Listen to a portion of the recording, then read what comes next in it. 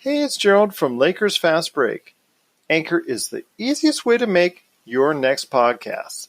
It's absolutely free, and their creation tools will allow you to record and edit your show right from your phone or your home computer.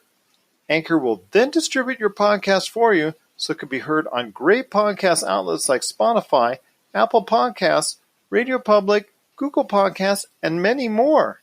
You can even make money from your podcast with no minimum listenership.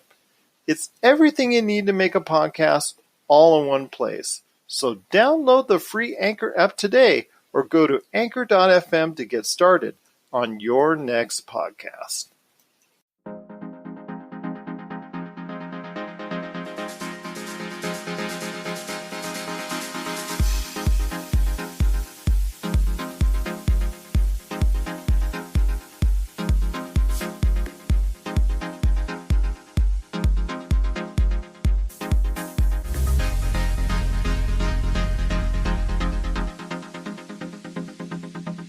And we're back with another episode of the Lakers Fast Break podcast. It's Gerald Glassford from Pop Culture Cosmos, the Lakers Fast Break, Inside Sports Fantasy Football, and Game Source. We truly appreciate everyone out there listening to all of our great shows. And if you can. Now, there's a lot of sad people listening out there if you're Lakers fans. But if you can, in your sorrow, go ahead and give us a 5-star review on Apple Podcasts. You're truly appreciated, or like, support, share, whatever you can do to support us right here at the Lakers Fast Break or Pop Culture Cosmos. It is truly appreciated. Plus, if you can go ahead and support the great site for Lakers fans, which will be a great source, speaking of great, of conversation coming up here in the next couple days. The place to be is LakerHolics.com. It's the place to go, and I'm showing everybody right now on Facebook Live everything about it, including the front page, the blogs, the videos, so much more. Jamie Sweet, he's got a lot to talk about when it comes to the Lakers. Rafael Barlow has got another video on the way, and of course, I've got some podcasts as well, including Rafael hopping over on the podcast and coming up this weekend, or I may drop it on Monday. I haven't thought exactly when I'm going to drop it, but I know I'm going to be recording it soon. But you get a chance, check it out. It is LakerHolics.com. And the man behind it, who's not a very happy man right now, is my good friend. I know him as Tom Wong, but you know him as LakerTom. And LakerTom, I'm giving you the floor right now here in a minute, but I wanted to go ahead and tell you just what kind of day it is for myself and for the Lakers right after the 113-97 drubbing at the hands of Houston, where Houston scored 57 more points from the three-point line than the Lakers. Without LeBron and his possible sore groin, which we don't know is real or not real, or if it's load management or not, and also the tensions behind the scenes that he kind of alluded and hinted to in last night's interview. With all that going on, I opened up the fridge door to get this water right here for our show, and I dropped a jar of pickle juice all over the floor and all over my clothes. So I had to go ahead, because I smelled like pickle juice. I'm sorry I'm not Seth Rogen in American Pickle on HBO Max. I had to go ahead and change, so I apologize for the delay. You may now go ahead and vent away. I wondered what the bad smell was, Gerald. Well, now we know. Yes. You know, Gerald and I had this little conversation online at LakerHolics.net about where our worry meter was. Well, we actually started it last night with our previous podcast. Mine was at 5 last night. Mine was Gerald's at 8. Was at 8. Right now, I think mine has jumped to 9. I'm at the 10 plus. I'm just going to let you know right now. Yes. You know, what can I say? I was excited for the prospect of Kuzma getting a chance to start. I was really happy with Frank Vogel deciding to make some changes and shake things up. I was disappointed that LeBron wasn't going to be playing, but I thought that the Lakers should have a good chance because the Rockets were also missing Westbrook. I made the point in my posts and articles on LakerHolics.com about how the Lakers needed to at least keep it close with respect to the 3-point differential, because you just can't, the simple math says that 3 is greater than 2. And if you multiply that times 19 extra threes that the Rockets get, you come up with that 57 points that Gerald was talking about, which is frankly an unsurmountable differential there. No matter how well you rebound, no matter how many twos you get, no matter how many points in the paint that you score, the Lakers looked terrible. They played terrible. They played like a team that thought they could turn it on, but couldn't turn it on. And some teams are having that kind of struggles. Other teams, like the Phoenix Suns, seem to be thriving in the bubble. I wasn't sure whether this was load management on LeBron. That would be the good news. The bad news would be that the groin problem that sidelined him last year has cropped up again. And frankly, that could be an explanation why we haven't seen anything close to the playoff LeBron that we usually, in the games preceding the playoff starts in the years that he was in the playoffs. This was an example of a team that was afraid to shoot a three. They're shooting so bad that nobody would let go and fire a three. I will say this. Let me just interject one thing. Kuzma did get in the starting lineup, and of any of the Lakers, I would give him credit for going out there and for virtually all the game that he was in there, gave a maximum effort, faced up against Harden. Mind you, he didn't do that great against Harden, but his effort against Harden gave up quite a few points. But then again, everybody does when they're playing Harden because of that deadly step back three.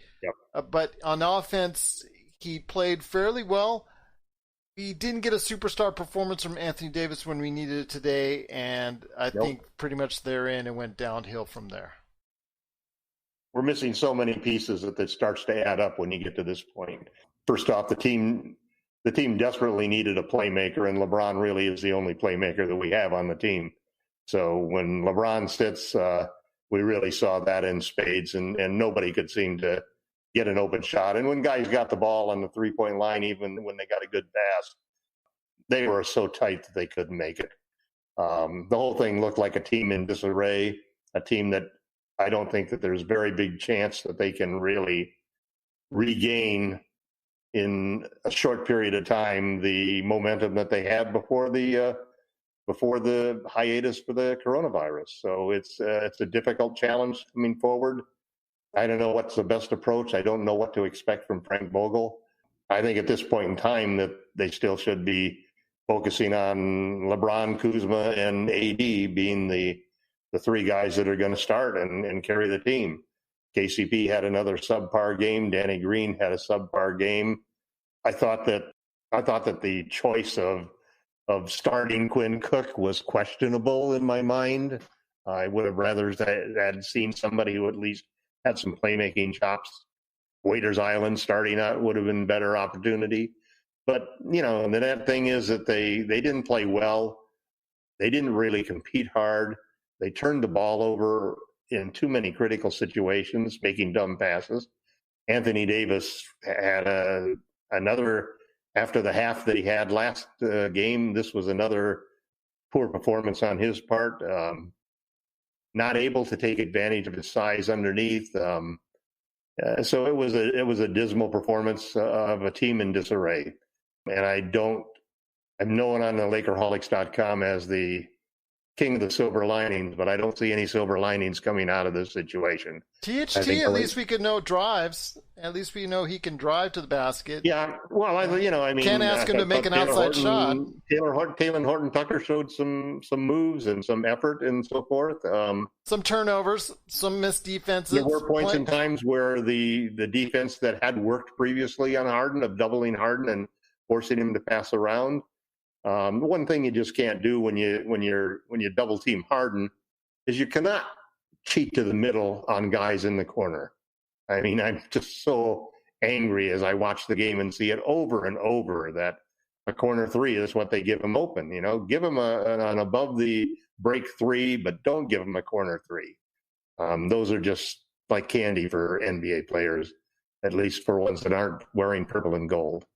So there were a lot of dumb moves and dumb plays made by the Lakers. They look like a team that's lost confidence. LeBron, up to now, has not looked like playoff LeBron. And if we don't have playoff LeBron, we don't have a chance to start with. And the way we're shooting the way we're shooting, it probably wouldn't even matter that we had playoff LeBron, because the guys are hesitant to pull the trigger, and when they do, the shots are not falling, and they're not even close. I mean, we had lots of opportunities.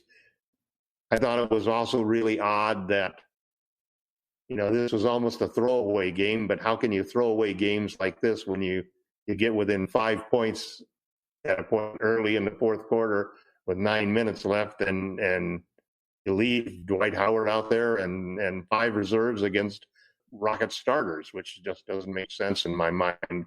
If you're trying to create some momentum and trying to get guys into some form of rhythm, that would have been an opportunity to see what's going to happen. That was a coaching opportunity to me. It was a teaching moment, a chance for the team to get some momentum and come away without such a terrible taste, instead of turning around and giving that all up with a couple of threes, and next thing you know, it's a 20-point loss. I don't know where we go from here. It's going to be tough. Probably the best thing we can do is rest LeBron and AD the rest of the way, and just hope that maybe fully rested, they can come out and both play well and create shots for other guys on the team. I still firmly believe that you have to play Anthony Davis at center if you're going to have any chance of succeeding in the playoffs. And I don't care who the matchup is. This was an obvious situation where they didn't want to play Howard or McGee in there. Did McGee even play? No, he did not. Yeah, as per your request, he was out of the starting lineup. Howard came in. Offensive fouls ensued, as always now is the case, as Jamie Sweet has described it. And as we've seen, he's become the new Julius Randle. You come in, you can guarantee him at least two offensive fouls. Kind of disappointing again, the fact that he cannot set a pick to save his life. I mean, he should have overpowered the Houston Rockets, and he really didn't do that. In fact, him and Anthony Davis should have, over the course of the game, overpowered them. They didn't. THT looked like a rookie. I mean, a very adventurous rookie. Looks like he can go ahead and has some moves as far as slashing and driving to the lane, but the man cannot shoot a jump shot to save his life. And if he doesn't be able to pick, on the team can shoot. Yeah, that's the problem. No one on the team could. When you're only shooting 10% for the entire game, we shot worse in this game than we have in the 4 previous games. The shooting percentage from 3-point went down. So yes, it's not a good sign for the Lakers. This is Raphael from NBADraftJunkies.com, and you are listening to the Lakers Fast Break.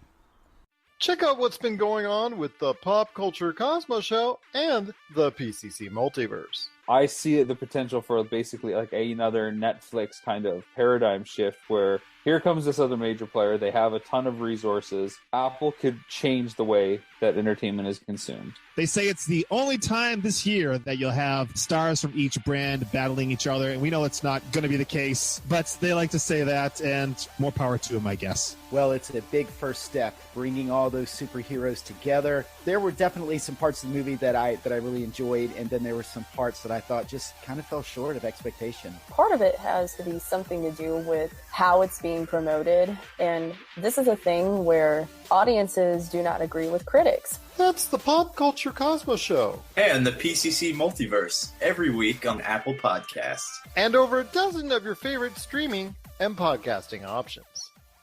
Hey Lakers fans, looking for the best place to go for up-to-date news, information, original videos, articles, podcasts, opinion pieces, and discussions about the Los Angeles Lakers? Well, look no further than LakerHolics.com. With a legion of followers always there talking about everything Lakers and the NBA, there's no better place to go to share your fandom as the team heads toward another championship run. So stop by and be part of the conversation today at LakerHolics.com. Probably the most scary thing when you think about this whole thing is LeBron having the groin injury and talking about how the situation in the bubble has perplexed him. He's never seen anything like it. He doesn't really know how to handle it. Even more, he said he didn't even know how to advise his guys to handle it. Those are not the words that you expect to hear from LeBron 3 games left in the regular season, aiming for the playoffs. Yeah, but I don't really take much stock in that because all of them are under the same situation. All these players, all these teams.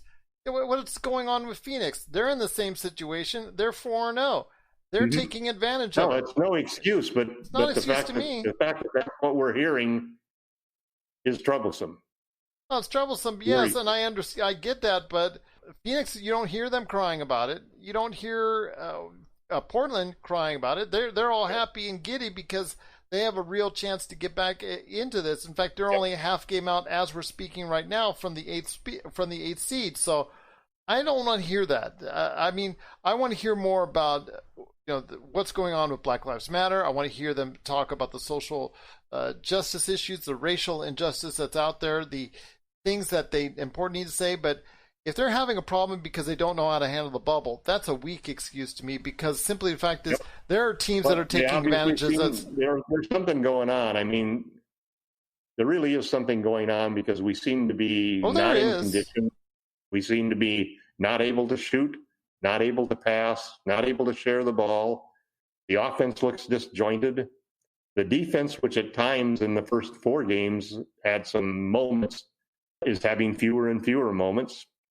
And it leaves me with no feeling of confidence that the Lakers are, if we run into Portland, it's not unlikely, it's not impossible that we could end up as a first round loss. We're going to have to struggle our way and fight our way through the first rounds, the second round, and so forth, and just hope that somehow we can survive the first couple of rounds and gain some momentum of some sort.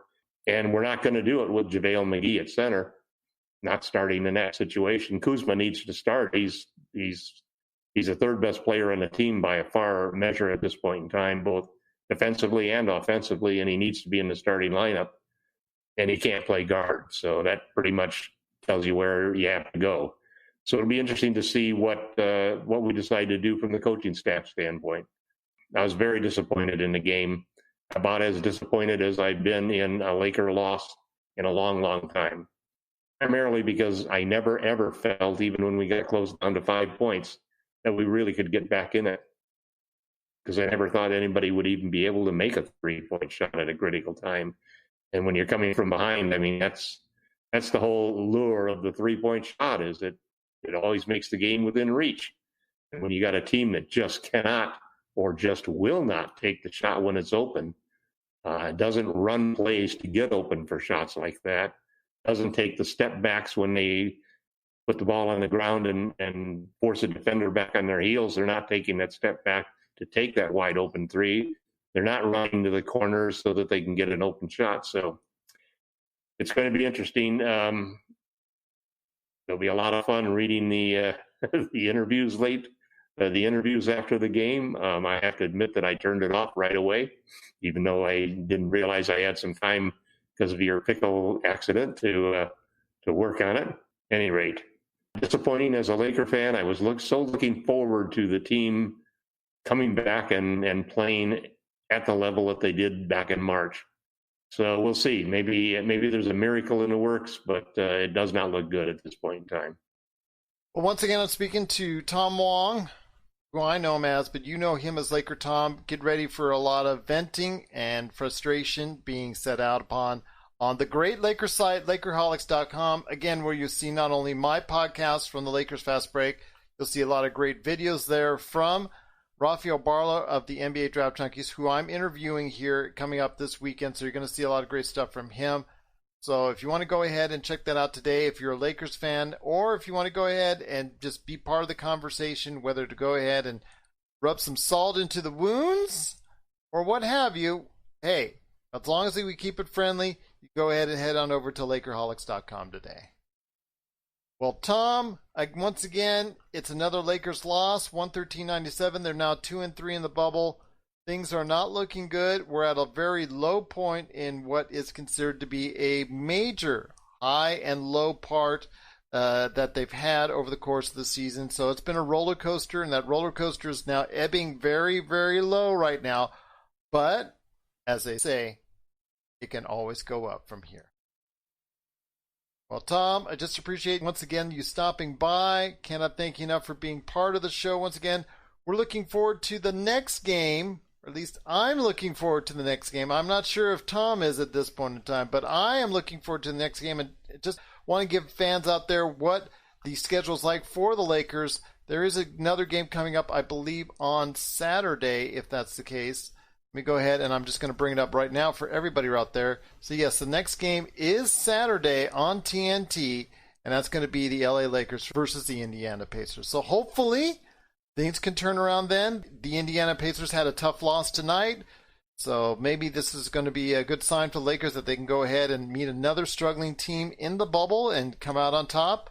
But we'll have to wait and see what lies ahead.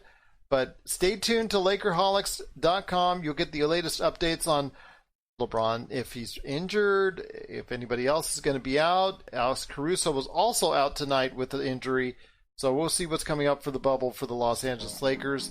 And we'll go ahead Saturday night, once again be here, and less pickle juice right here at the Lakers Fast Break Podcast.